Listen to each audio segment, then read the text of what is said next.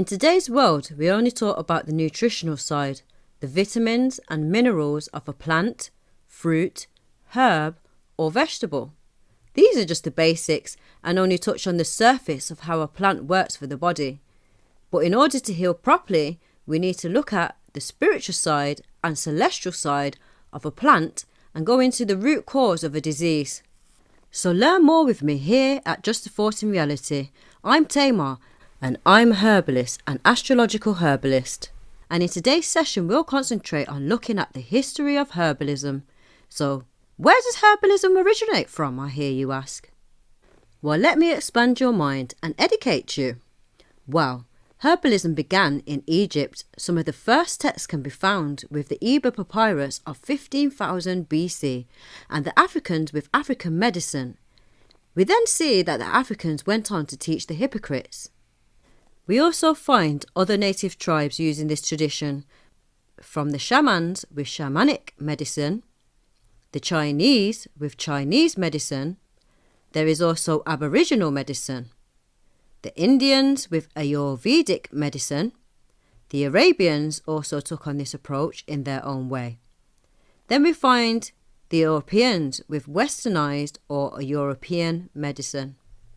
But when we look at all of these different herbal medicine approaches, we see that they all align and interconnect with each other in one way or another.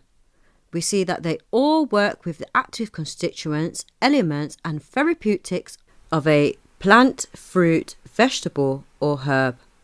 All of these traditions then take this concept and work with a plant which cure illnesses from each individual body system. The story of an illness is always research, which always equates to the diet, mood, exercise and lifestyle of a patient or person. When we look at traditions such as shamanism, we see that old folklore tradition shows that an illness is not just physical but also a spiritual condition in which they believe that a bad spirit has taken hold of a person. The medicine man then prepares herbs and goes into the spiritual side to rid a person and the community of these spirits. These traditions soon died out when biblical texts popularized, separating the spiritual and the physical. In Western or European herbalism, King Henry VIII was well known for his interest into herbalism.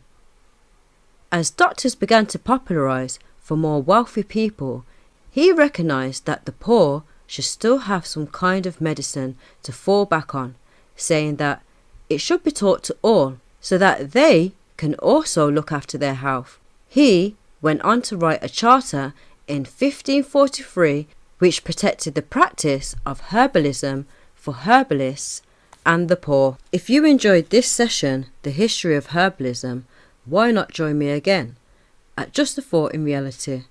Be sure to like, subscribe and share. Thank you.